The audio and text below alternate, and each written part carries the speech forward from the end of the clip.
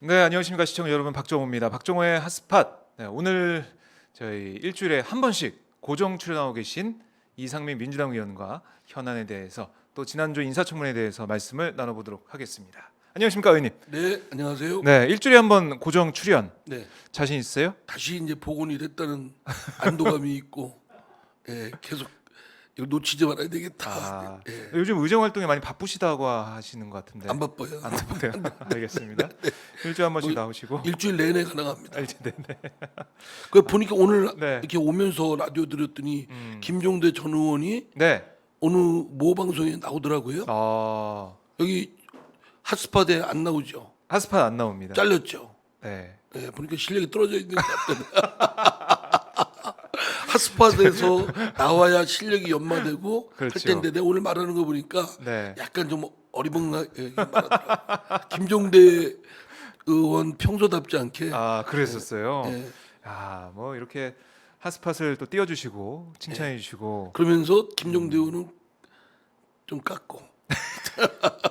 알겠습니다. 자, 이상민 의원 얘기를 좀 나눠보겠는데, 지난주에 이인영 통일부 장관 후보자 인사청문회 네, 외통위원으로서 그 현장에 계셨잖아요. 네. 좀 어떠셨어요? 뭐 질의 과정을 좀 보시면서. 그러니까 통일부 장관이 현재 남북 관계의 경색이나 향후 한반도 평화 네. 번영 또 대미 중국 관계 이 국제 관계 속에 하여튼 그렇죠. 비핵화 문제 이 복잡하고 통일부 네. 장관의 역할이 괜히 막중하지 않습니까? 아, 예, 예. 또 지금까지 기대에 비해서 좀 역할을 잘 못했다. 거기에 이제 이인영 후보자가 지명을 받은 건데 그러면 잘 이렇게 검증도 하고 네. 국민의 시각에서 또 잘 해줄 것을 강력히 촉구도 하고도 또 국회 의회 차원에서 네. 또 이렇게 견인도 하고 그렇죠. 그래야 되는데 그 청문회가 그냥 아주 낡은 과거의 그 네. 뭐랄까 이념의 틀 음, 거기에서 그게 좀 일부 어떤 모 의원이나 네. 네. 거기에 이렇게 후보자를 낙인하려는 그걸 기대려는 모습을 보고 조금 아쉬웠어요. 예, 그렇게 하지 말고 네. 좀 이제 정치권이 그 후보자에 대한 공직 후보자에 대한 철저한 검증은 하더라도 그 사람이 갖고 있는 내부의 사상과 양심을 얘기해라. 이것 자체가 논센스거든요. 그렇지 않습니까? 십자가를 끼가 뭡니까? 당신이 기독교 신자 하느님을 네, 믿지 예. 않는다라는 걸 증명하기 위해서 십자가를 밟아라. 뭐 이런 어처구니 없는 반문명적 행태를 지난 2차 나치 시대 때 저질렀지 않습니까? 네. 근데 그 이후에도 우리나라의 역사에서도 어느 쪽이냐 뭐 이런 걸 강요받고 아, 예. 막 드러내게끔 이렇게 고백하게 하고 뭐 이런 반문명적이고 진짜 네. 반상식적인 그런 몰상식한 행태를 보였는데 네. 청문회에서도 그런 걸 보고 네. 그건 아니다. 너무 전향했느냐 또는 뭐 과거의 주체사상 믿었느냐 예. 믿었는지 안 믿었는지는 속마음인데 그리고 그걸 어떻게 바꿨느냐 이런 건 묻는 게 아니죠. 행동으로 드러나는 거죠. 그리고 이런 법원이 있습니다. 법격언이 뭐냐면 누구나 침대에 누워서 하는 생각까지만 가지고는 처벌받지 않는다. 그러니까 생각은 자유로운 거예요. 그렇죠. 박종호 기자님을 욕하든 박종호는 XXX다. 네. 그렇게 뭐 생각하세요? 이렇게 해도 아니 저는 그렇게 생각 안 하는데 해도 네. 죄가 아닌 거예요. 알 수도 없고 또 알려고 해서도 안 되고 문재인 대통령을 누가 욕했다라고 네. 해도 자기 혼자 그렇게 생각하는 건 상관없어요. 그게 밖에 나와서 네. 다른 사람한테 피해 줄 때 사회 질서를 위반할 때 이때나 문제되는 거고 그렇지 않습니까? 예. 예. 법적으로 보면 다 그렇고, 그러니까 사상의 자유, 양심의 자유 이런 게 있는 상황인데, 그러니까 태영호 의원 말씀하신 거잖아요. 태영호 의원의 그 질의를 보면서 많은 분들이 경악을 했습니다. 이 33년 전 과거로 돌아가고 이런 모습이 21세기 2020년 7월 이 국회에서 보여진다는 것 자체가 참 믿겨지가 않더라고요. 아니 그러니까 저같이 그때 질문도 굉장히 아주 네. 품격 있고 또 높은 수준의 네. 그런 질의를 했는데 이런 얘기는 다 묻혔죠. 더 나오지도 않아요. 나오지도 않죠. 그냥 이상민 뭐 의원 전향했는지 그 자리에 계셨었죠? 예. 어. 저만 있었던 게 아닙니다. 이낙연 의원도 있었습니다. 이제, 맞아, 이낙연 의원도 있었어요. 예. 뭐 이재정 의원도 있었고 김용호 예. 의원도 있었고 다 뭐 많이 있었는데 근데 다 다 묻혔어요. 말한 거는 야당도 마찬가지입니다. 음. 야당도 다른 의원들이 제기한 건 다 뭐 별로 언론이나 이런 데 부각이 안 되고 네. 그냥 오로지 그거 음. 전향했느냐 뭐 이런 네. 건데 사실은 좀 그거는 개인 사이도 제가 박 기자님한테 전향했느냐 이건 결례입니다. 인간에 대한 결례이지 않습니까? 네. 그러니까 그런 거는 해서는 안 될 말인데 공적인 자리에서 더구나 공직 후보자를 국민의 시각에서 검증하는 일정한 규범이 있는데 그런 룰도 있고 있는데 네. 그렇게 그걸 일탈하는 게 맞는가? 그러게요. 그러니까 태영호 의원이 어쨌든 이제 익숙하지 않은 뭐 사회 체제에 와서 뭐 국회의원을 하면서 의정 활동을 처음 이제 시작해가지고 여러 가지 미숙한 점이 있다고 치더라도 이게 상식적으로 봐도 이런 질의가 어떤 정도 수준 또 어떤 모양을 갖추어야 된다는 건 좀 알 수가 있는데 그게 안 지켜져서 너무 비판이 좀 많았고요. 여기에 대한 글쎄요 반성도 통합당 내부에서 나오더라고요. 이 자체가 잘못됐다. 뭐 뜻은 알겠는데 반성의 자체가 목소리도 잘못됐다. 별로 눈에 안 보이던데요. 조금씩 묻혀서. 네 찾아보면 조금 있습니다.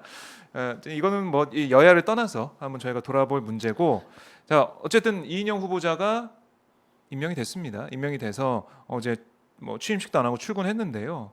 앞으로 어떤 것 좀 기대하세요? 이인영 후보자한테 장관이죠 이제. 어쨌든 뭐 장관 한 사람이 모든 걸 타개하고 다 만들어낼 수는 없다고 봅니다. 정부 부처의 외교부나 또는 국정원이나 네. 또는 관련된 여러 부처들이 있지 않습니까? 네네. 뭐 교육부도 있고 과학기술, 정보통신부도 관련되고 또 보건, 의료, 공조회관에서는 또 보건복지부도 관련되고 그러니까 이런 부처들이 범정부적으로 문재인 정부가 한반도의 지금 남북 경색 또는 북미의 관계의 경색 또 비핵화 진전이 네. 제대로 안 되고 있는 정체적인 상황 또 그러면서 미국과 중국이 아주 격심한 경쟁과 대립 그렇죠 지금. 뭐 이런 상황들을 잘 통일부 장관으로서 슬기롭게 그 파도가 있다고 해서 어려움만 있는 건 아니거든요. 네. 파도를 잘 올라타고 그 물결을 이용하면 오히려 더 스릴 있고 네. 멋진 리더십을 발휘할 수 있는 계기가 된다고 생각하고요. 이인영 장관이 잘 해줄 것으로 기대됩니다. 또 개인적으로는 이제 경주이 씨 같은 이씨 아닙니까? 그 중에서도 같은 경주이 씨 네. 이인영 장관이 제일 할아버지고 그 다음에 이종걸 전 의원? 원내대표가 네. 예, 또 그 할아버지고 제가 제일 그렇게 돼요? 제일 저 아주 참신합니다. 이거 뭐 경주희 씨 얘기까지 제가 들을 줄 몰랐는데. 그래서 경주이 씨 이인영 장관은 네. 저 본인의 그 개인적인 그 명예뿐만 아니라 경주이 씨 집안의 명예를 위해서라도 장관 잘해야 됩니다. 알겠습니다. 의원님도 잘하셔야 되겠어요 방송을. 지금 뭐 잘하고 있지 않나요? 예, 그 집안 얘기까지 하시면서 이인영 후보가 앞으로 잘해낼 거다라고 얘기를 하고 있는데 이번에 그 뭐 어제 현안 잠깐 여쭤보면 월북을 한 또 탈북민이 있습니다. 네. 여기에 대해서 뭐 경계 실패다, 뭐 경찰에서도 제대로 파악을 못했다는 비판이 좀 나오고 있는데 이건 재발 방지 대책을 좀 잘 마련해야 될 것 같아요. 저 아무리 저기 그 방비를 잘해도 네. 보통 한 놈이라고 그러는데 한 사람의 그리고 한 분의 도둑놈이라고 하긴 좀 그렇잖아요. 그러니까 한 도둑놈 도둑 도둑을 네. 예 도둑놈이라고 그건 좀 비하 발언이고 예, 도둑을 예 도둑을 네. 이렇게 붙잡기는 막기는 쉽지 않다. 음. 뭐 이 격언이 있는데 하여간 짧게 네. 그 하여간 그렇듯이 뭐 쉬운 일은 아니라고 쉬운 생각됩니다. 일은 더구나 뭐 아니겠죠. 배수구를 통해서 그 한강을 타고 거슬러 올라갔다고 하니까 네. 뭐 그런데 그럼에도 불구하고 어쨌든 방비를 제대로 못한 점은 결과적으로 있으니만큼 경찰과 또 군 오면서 들으니까 거기가 해병대 관할 경비구역이라고 하더라고요. 맞습니다. 해병대 근데 이사다. 해병대는 저 본질적으로 공격부대지 방어부대는 아니다. 뭐 이렇게 하는데 그거는 저 핑계고 공격이든 방비든 뭐 그러면 공격하는 부대는 그 방어를 못해도 됩니까? 그건 말이 안 그런 되는 거. 아니죠. 예, 예. 예. 그러니까 제 생각에는 그 군인이나 경찰이나 좀 뭔가 점검을 해봐야 될 필요는 있다. 지난번 서해안 네, 보트 사건도 태안에도, 있었고 예. 또 동해안에도 또 보트 사건이 지난해 있었고 예, 예. 목선 이럴 내려오는 때 사건이 있었죠. 하여튼 제대로 못한 부분이 있지 않았습니까? 이런 부분은 국가 안보에 있어서 국민들이 불안해하니까 네. 국민들께서 불안하지 않도록 철저하게 방비를 해야 되겠다. 그러니까 지난 6월에 정경도 국방부 장관이 방비를 잘하겠다라고 했거든요. 근데 지금 2달도 안 돼 가지고 이런 일이 벌어지니까 국민들은 하여튼 좀 불안해하시죠. 장관들 잘못하는 사람들은 좀 네. 그 책임을 물었으면 좋겠어요. 그때. 그럼 뭐 방비를 잘못했거나 이번 사건과 관련돼서 그리고 뭐 시 이런 되풀이 것들. 되면 국민들 한테 불안감을 끼쳐드리는 거고 네. 그리고 일벌백계 차원 음. 책임 행정, 책임 정치 네. 차원에서 그 경중에 따라서 하여튼 좀 무겁게 책임을 물어야 된다고 생각합니다. 장관에 대해서 뭐 책임 묻는 거야 진퇴를 묻는 것밖에 더 있겠습니까? 네. 예. 알겠습니다. 그래야 영이 쓴다고 생각을 해요. 음. 지금 저 문재인 정부에서 문재인 대통령 한 사람밖에 딱 안 보이잖아요. 그죠? 그건 뭐 예전부터 지적을 많이 해 주셨죠. 예. 뭐 네. 이번에도 보면 그린 벨트 뉴딜 그린 또는 뉴딜. 디지털 뉴딜, 네. 한국 한국형 뉴딜. 열린 뉴딜 뭐 이런 것들도 대통령 혼자 막 저기 한 것 같고 정부 각 부처의 장관이나 장차관들이나 관련 부처들은 뭐 하는지 이거 이 부분에 대해서 방향이 정해졌으면 열심히 국민들하고 기업들을 또 연구계에 동참하고 에너지를 모으는 노력을 해야 되지 않습니까? 네. 근데 이렇게 보면 잘 안 보여요. 그러니까 그 점이 그러니까 문재인 대통령이 좀 하드 캐리하고 있다고 해야 되나요? 예. 진짜 이제 끌고 가는 그런 네. 모습을 보이면서 그러니까 장차관이 잘 안 보이고 좀 장차관이 더 힘 있는 모습 그리고 더 이제 견인하는 모습을 보여줘야 되는데 그게 그리고 좀 안 보여서 자기가 책임껏 해서 책임을 져야 될 거 아니에요. 그러니까 제가 볼 때는 리스크를 책임을 안 지려는 것이 깔려 있지 않냐. 그러니까 과감하지가 못한 거예요. 과감하지 못하다. 예. 동일부 장관도 마찬가지였고. 이번에 뭐 이인영 장관 같은 경우는 좀 과감하게 정치인으로서 상상력을 발휘해서 좀 잘 풀어내지 하여튼 않을까 뭐 기대되는 바는 기대를 하고 있죠. 분명히 있는데 네. 안 하면 하여튼 그냥 확 할아버지시라고 하셨는데 연락을 해서 잘 좀 안 해달라고 하면 해주세요. 잘 해달라고. 읍소를 해주세요. 네. 자 검찰 얘기를 잠깐 해봐야 될 것 같아요. 예. 검찰 개혁 얘기 어제 법무검찰개혁위원회에서 권고가 나왔습니다. 그러니까 검찰총장의 어떻게 보면 여러 가지 이제 권한을 내려놓게 하는 그런 내용이 좀 담겨 있잖아요. 어제 내용 좀 보셨어요? 네, 봤죠. 네. 그러니까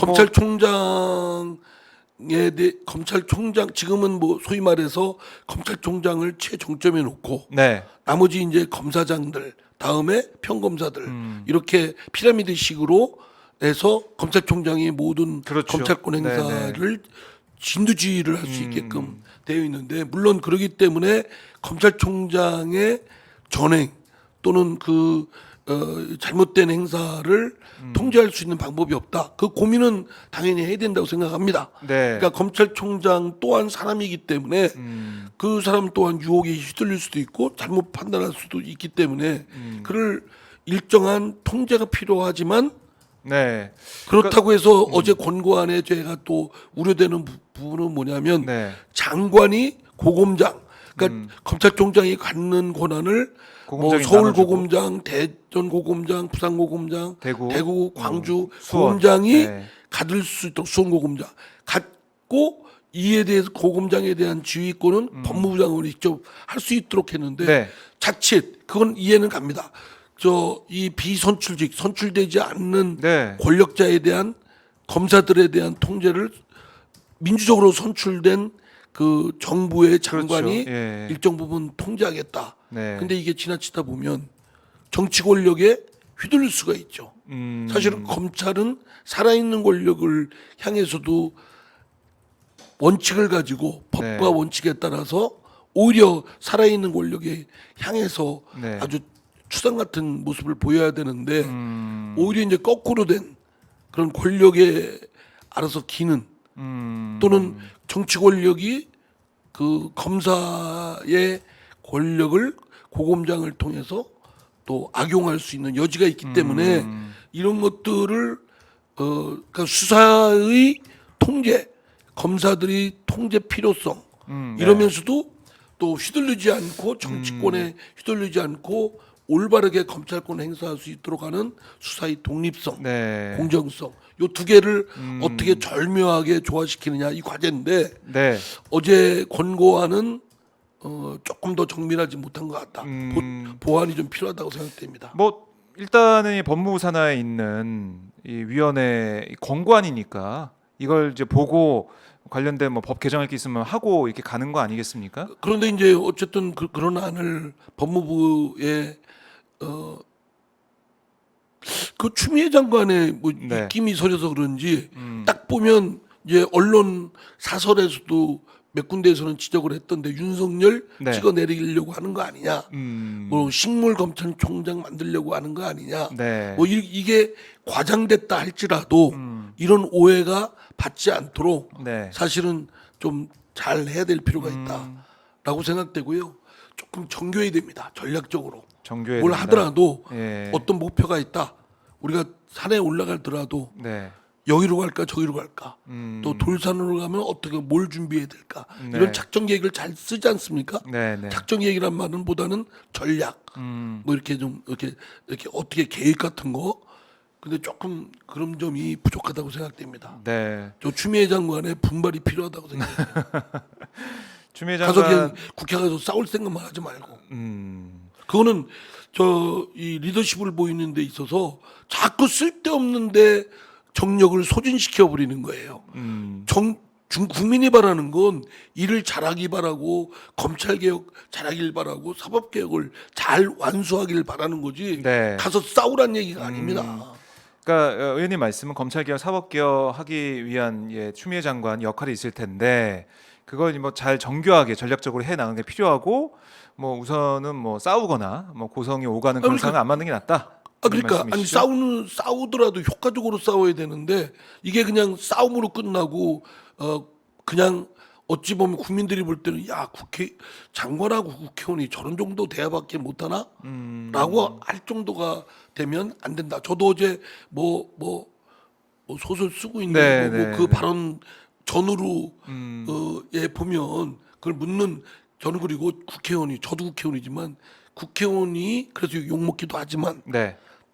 국회의원이 뭘 물을 수 있다는 건 국민을 대신해서 묻는 거다라고 생각하고 장관된 입장은 좀 감당을 해야 된다고 생각합니다. 왜냐하면 그리고 이거를 아무리 법무부가 하고 싶은 게 있어도 그를 제도화하려면 입법을 해야 되지 않습니까? 네. 입법하려면 야당의 협조가 필요하죠. 물론 그런 우리가 면에서, 네. 수적 우위가 있으니까 그냥 해버리면 되는데 그 전에 가능하면 법이라는 것이 사회적 수용성, 네. 또 승복성 이런 것들이 좀 어느 정도 갖춰주면 훨씬 더 정착이 잘 되고 기능을 잘 발휘할 수 있지 않겠습니까? 네. 그러니까 좀 능란해야 된다. 능수능란한 모습.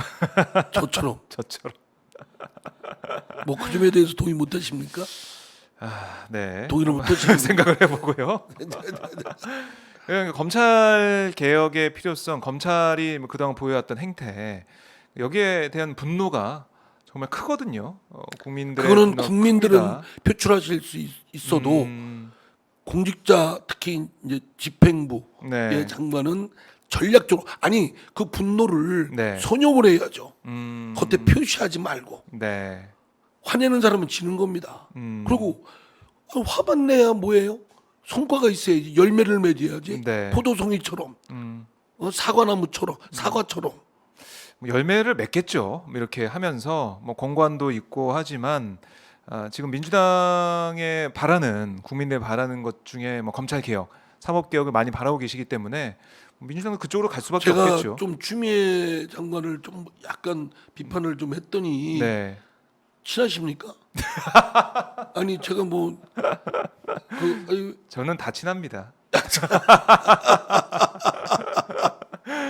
그러니까 그 의원님 말씀은 좀 능숙하게 하는 게 전략적으로 하는 게 필요하다. 그러니까 유능한 모습. 국민들이 바라시는 건 네. 뜻도 중요하지만 그 뜻을 잘 이뤄내는 네. 관철시키는 기술 음, 또는 어떤 전략 지혜도 필요하다라고 네. 그리고 유능함도 원하실 겁니다.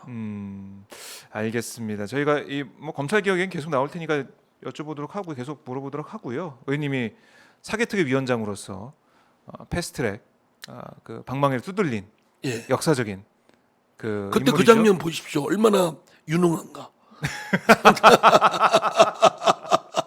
알겠습니다. 뜻도 있고 유능함도 있지 않습니까? 그 사진을 이번 총선 때 많이 사용하셨더라고요. 써먹었죠. 네, 방망이 두드린 네. 사람들이 많은 분들이 그거 네, 참 보시면서 인상적이었다고 하세요. 예, 좋다고. 알겠습니다. 왜냐하면 보통 자기 얼굴 나오거나 네, 또는 대통령하고 찍은 거 뭐 이런 것만 보여주지 않습니까? 근데 저는 일하는 모습, 사개특위 사개특위. 그 치열한 네, 카메라 프레시 속에서 야당 의원들의 막 항의, 알겠습니다. 거센 항의 네. 이런 속에서도 그러니까 이번에 정말 민주당이 검찰 개혁, 사법 개혁은 정말 이뤄내야 된다고 봐요.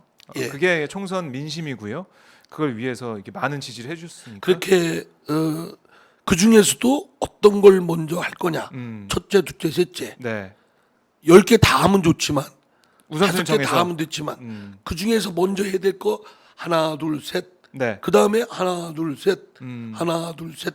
이렇게 해나가는 것이 중요하다. 네. 그래서 뭐 그 와중에서는 어제 나온 건 어쨌든 검찰총장의 어떻게 보면 지금 윤석열 총장이 보여왔던 그런 행태나 이런 것들 볼 때 그 위원회에서는 뭐 이거 좀 권력을 좀 내려놓게 해야 된다 이렇게 판단한 것 같아요. 그렇다고 네. 해서 썩 적극적 지지를 받지 못하는 것이 그렇다고 고검장한테 나눠주는 거는데 네. 그렇게 분권화 하는 것까지는 좋습니다. 음, 분권하는 건 좋은데 네. 그 권한이 집중되는 걸 각 고검장한테 검찰총장한테 집중돼 있는 걸 고검장한테 분권을 하도록 한 건 저는 뭐 괜찮다고 생각을 해요. 네. 그런데 문제는 그걸 장관이 지휘도 할 수 있도록 했다라는 네. 점은 토론이 좀 필요하고 그거는 봐야 적절치 된다. 않아 보입니다. 아. 예. 오히려 검찰총장도 자제했으면 장관도 자제를 해야죠.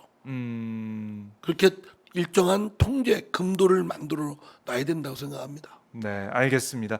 뭐 이거는 더 토론이 필요한 뭐 권고사항이니까 토론이 더 필요하고 법 개정 그 과정에서 논의가 있을 걸로 보이니까요. 전 지켜보도록 하고요. 그리고 의원님 행정수도 이전 관련해서 지난주에 저희가 들어봤지 않습니까? 국회 먼저 이전을 해서 네. 차근차근 해야 된다 말씀 주셨는데 지금 통합당 모습 보니까 충청권 의원이 한 8명 있는데 충청권 의원들 중심으로 해서 찬성하는 긍정적인 분위기가 계속 나오는 것 같아요. 이거는 반대를 못하는 거겠죠? 통합당 입장에서도. 글쎄요, 근데 지역적 네, 그 지역민들의 여론을 바탕으로 하기 때문에 미래통합당 의원들이라고 그래서 그걸 도외시할 수는 없겠죠. 네. 그런데 이제 어쨌든 이 행정수도 문제는 어느 지역을 위하는 것이 아니고 대한민국의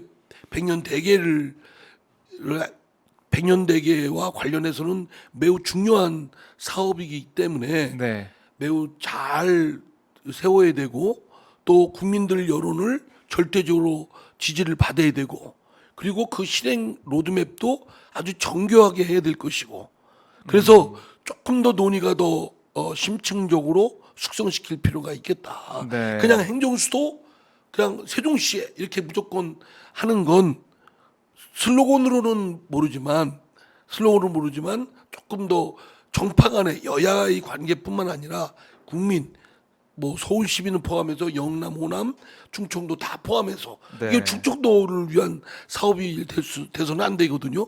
세종시만 살찌우게 한다. 그건 네. 의미가 없습니다. 영남도, 호남도, 제주도도, 울릉도도 또 네. 인천, 백령도도 다 좋아질 수 있도록 나중에 통일 이후에까지 생각을 해서 잘 백년대계를 해야 되는데 그런 차원에서 조금 더 심층적으로 정교하게 구상과 계획표를 만들 필요가 있다라고 생각되고요. 저는 이런 말씀들 합니다. 통일 후에 그러면 통일되면 통일되면. 서울에서 네. 세종시로 행정수도 이전했는데 그러면 또 옮기냐 그런 말씀하시는데 세종시의 행정수도를 세운다고 해서 네. 서울이 대한민국 수도가 아닌 건 아닙니다. 대한민국의 수도는 서울로 하고 다만 그 중에 중앙정부의 행정 기능만 세종시에 이관하는 거죠. 그리고 만약에 통일된 이후에는 평양에 또 하나의 행정 수도를 세우면 되죠. 그죠? 그러니까 반드시 수도는 하나야 된다고 생각한다든가 네네. 또는 수도는 반드시 서울이어야만 된다든가 이런 고정 프레임은 극복돼야 된다고 생각합니다. 지금은 각 도시가 분점화되고 각 도시를 권역별로 해서 그 권역별 집중화된 도시를 거점으로 이렇게 발전하는 것이 중요하지. 그러니까 협업하고 네트워크하는 게 중요하지. 네. 막 대한민국의 수도는 서울이어야 된다. 대한민국의 수도가 된 건 조선 시대하고 그 이유밖에 없습니다. 고려 시대 때는 저 개성이 개성. 있었잖아요. 그러니까- 그다음에 고구려 때는 평양이었고. 그렇죠. 그 역사에 보면 그럼 그렇지만 뭐 신라 때는 뭐 경주였고 백제 때는 부여 공주. 그러니까 저는 제가 드리는 말씀은 네. 너무 막 이 지금 오늘날 현대국가 4차 산업혁명의 시대에 새로운 물결을 타고 있는 또 다원화된 분점화된 시대를 지향하는 그 상황에서 네. 너무 한극 일극 집중주의 서울 일극 집중주의에 휩싸인 네. 그런 프레임에서는 벗어나서 다극 분산주의 분점주의로 가야 된다고 생각합니다. 네. 그 시금석이 네. 세종시의 행정수도를 세우는 것입니다. 그러니까 세종시의 행정수도를 서울에 있는 수도가 세종시로 간다 이렇게 생각을 하는 분들이 야당도 있어요. 네네. 근데 그건 잘못된 접근 방법입니다. 서울의 수도가 세종시로 몽땅 가는 게 아니고 이번에 뭐 김태정 원내대표가 좀 말을 통째로 막 뭐 이렇게 좀 세게 해서 그렇지 원래 노무현 대통령 때 했던 거는 국회하고 대법원, 사법부는 빼고 집행부 정부. 그 집행부만 대통령과 청와대와 그 중앙부처만 세종시에 가는 거다. 왜냐하면 국회와 사법부는 집행부가 마음대로 할 수가 없지 않습니까? 네. 그래서 그런 차원이었고 여기다가 이제 뭐 김태년 원내대표는 국회 네. 나아가서 청와대 그냥 몽땅 막 이렇게 하니까 좀 커졌는데 그러려면 더 정교한 왜냐하면 행정부 집행부만 옮기는 것도 유형 결정을 받았지 않습니까? 네. 그러니까 이걸 하는데 막 국민적 분열이나 파열음이 심해져서는 안 된다고 생각되고요. 이것이 국민 모두를 위한 대한민국 전체를 위한 통일 이후까지 생각한 그런 전략이다라는 차원에서 행정수도가 세종시에 세워져야 된다고 생각합니다. 네. 지금 뭐 정진석 의원 등 포함해가지고 어쨌든 긍정적 얘기 나오고 있는데 통합당 지도부는 계속해서 이게 프레임 전환용이다, 국면 전환용이다 이렇게 얘기를 하더라고요.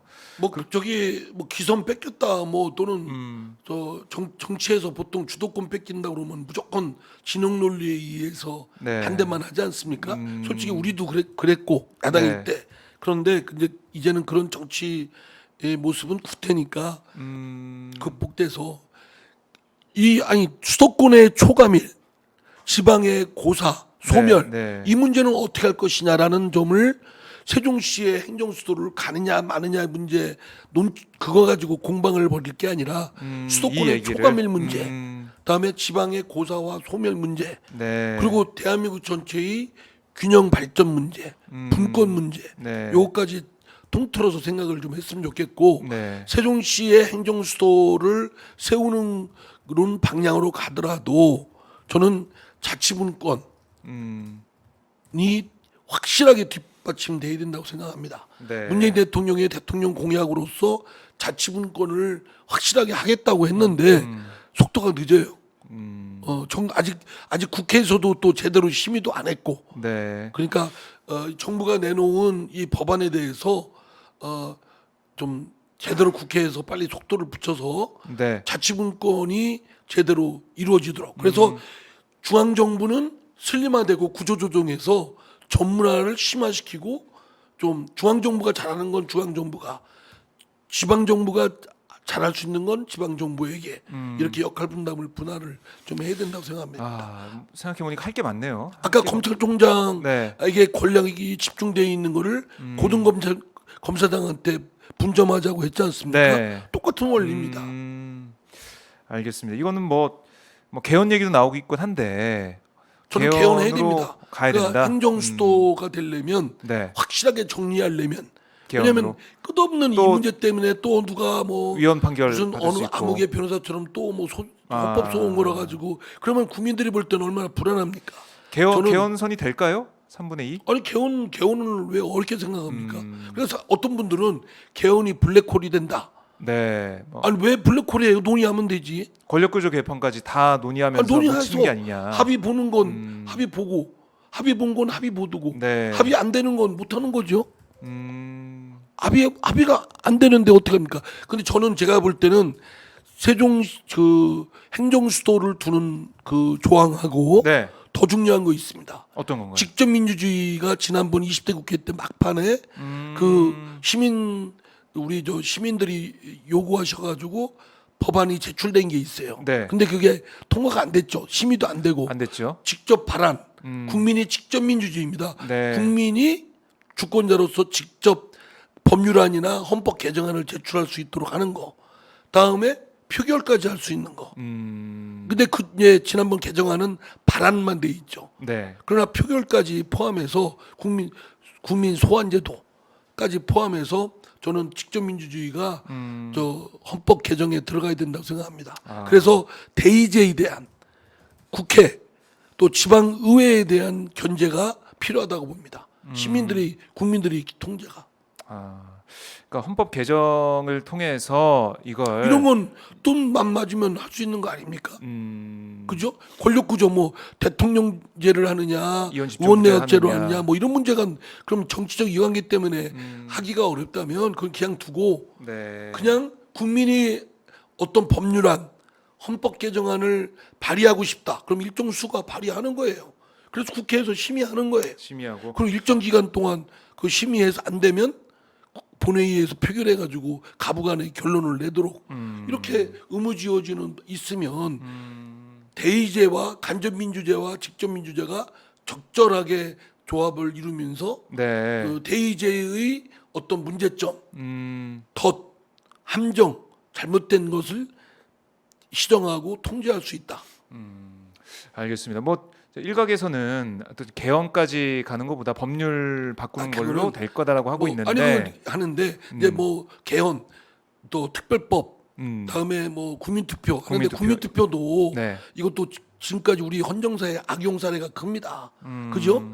대통령이 툭하면 국회를 거치지 않고 국민의 의사를 물어가지고 국민의 여론 조작시켜서 통과시키는 예가 박모 무슨 시대 때 있었지 않습니까? 네. 예, 그런 거 전모 때는 없었었나요? 박모 때는 몇 번 있었습니다. 네. 그 악용 사례가 있고 나치 시대 때도 그런 것들이 악용된 사례가 있습니다. 그러니까 국민투표는 함부로 쓸 일은 아니라고 생각되고요.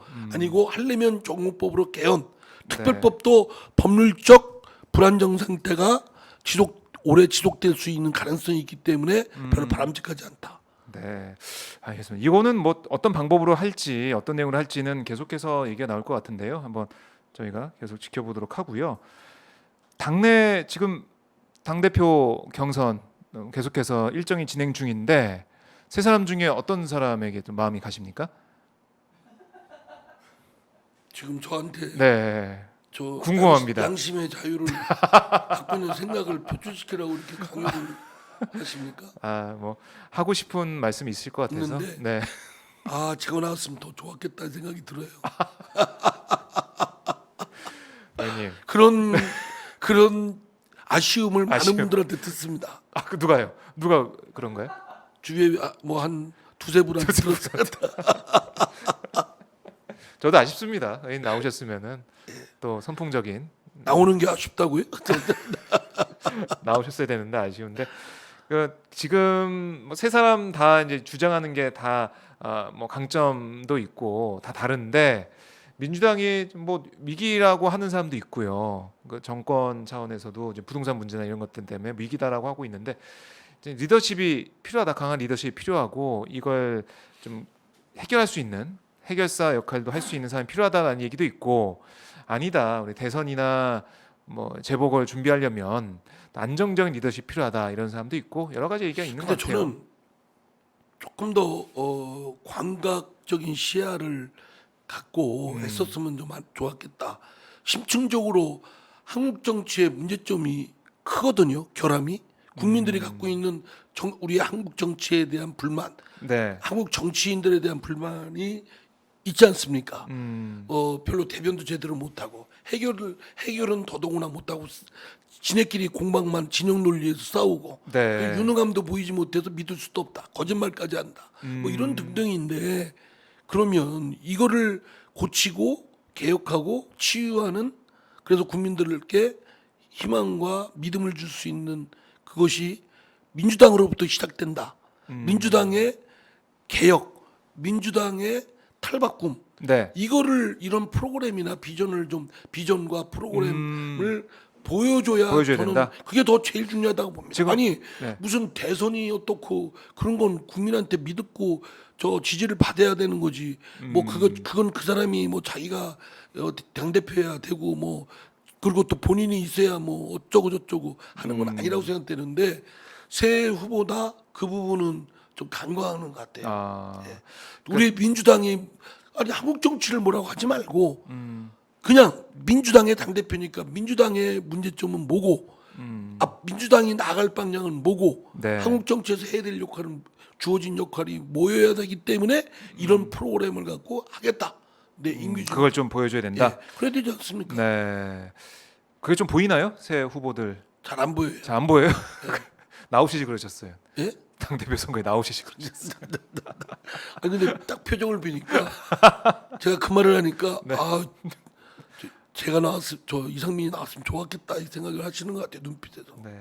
좋았겠다는 생각이 드는데 자 지나간 거니까 어쩔 수 없고 문영민님께서 개혁의 의지가 있는 분이 당 대표가 돼야 하는데라고 하셨고요. 또 그렇습니다. 슈퍼챗 실시간 후원도 해주셨어요. 응? 실시간 후원도 해주셨습니다. 슈퍼챗이라고 실시간 어허. 후원을 해주시는데 예, 얼마에 주셨어요?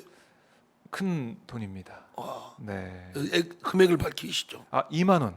예, 네. 아유, 너무 고맙습니다. 예, 저희가 또 열심히 하겠습니다. 네, 이상민 의원도 일주일에 한 번씩 꼭 나와 주시고요. 예. 네, 이게 후원하는 게 있군요. 네.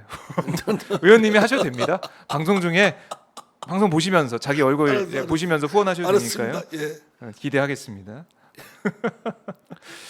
자, 저희가 뭐 이런저런 뭐 현안에 대해서 쭉 얘기를 들어봤는데 의원님하고 얘기 나눠보면 어쨌든 결론은 우리 국민들을 위한 정치 또 국민들을 위한 유능함 또 그런 정당 이게 필요하다라는 생각을 좀 하게 돼요. 그런 모습을 안 보여주는 야당의 모습 이런 것도 저희가 지적할 수가 있고 어쨌든 민주당이 국민들의 성원을 받고 표를 받은 그러니까 과반을 훨씬 뛰어넘는 의석수를 받았기 때문에 이번 21대 국회는 그냥 그러니까 흐지부지할 수가 여당이든 없다는 거죠. 야당이든 국회의원들은 뭐 저까지 포함해서 네. 실력이 있어야 됩니다. 그리고 공부도 해야 되고요. 그 보면 질의 답변할 때 참 준비 참 안 됐다라는 생각이 드는 경우가 많거든요. 네. 그러니까 진짜 야당도 유능함을 보여줘야 돼요. 좀 더 죄송하게 야당한테 제가 이래저래 하는 건 아니고 네. 그래야 집권 여당 또는 정부가 정신 바짝 차립니다. 또 우리 여당도 네. 그냥 뭘 하겠다 수론만 하겠다라는 건 바보 같은 생각이에요. 정말 실력으로 상대가 꼼짝 못하게 따라올 수밖에 없게끔 만들겠다. 이런 네. 실력과 유능함을 보이는 게 중요하지. 뭐 막 어쩌고 악쓰고 뭐 어쩌고 저쩌고 삿대질하고 네. 하는 건 바라보는 국민들이 볼 때는 좋아하겠습니까?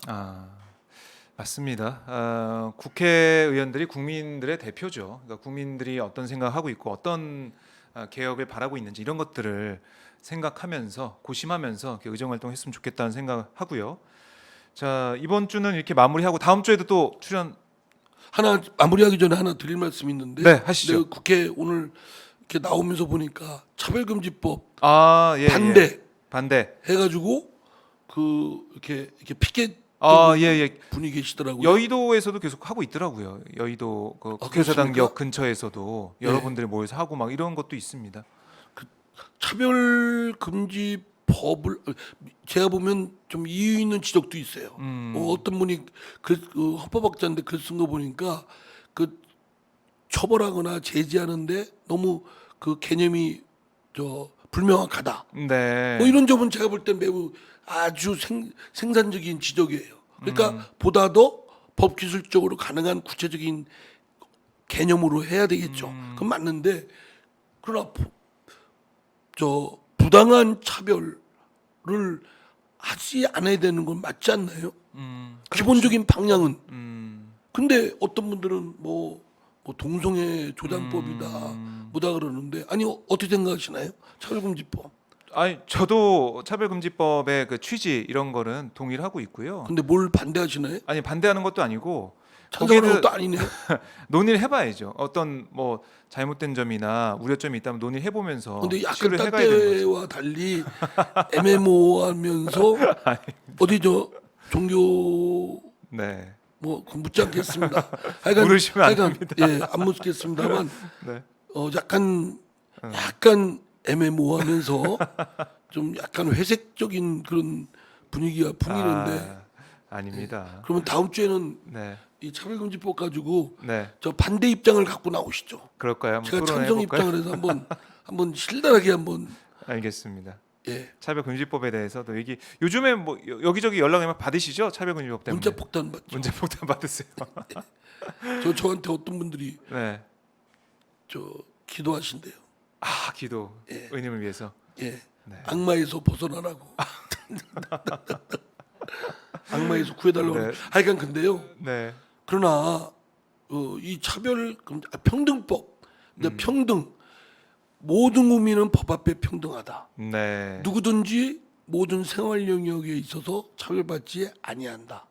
이거는 헌법에 나와 있습니다. 네. 그러니까 그를 구체적으로 그 정신을 잘 이뤄내가는 실천법으로서의 하위법은 필요한 건데 구체적으로 어떻게 하느냐가 다소 오해의 여지도 있고 걱정하는 부분이 일리 있는 부분도 있어요. 그거는 보완하고 수정하고 이렇게 수렴해야 될 부분이지.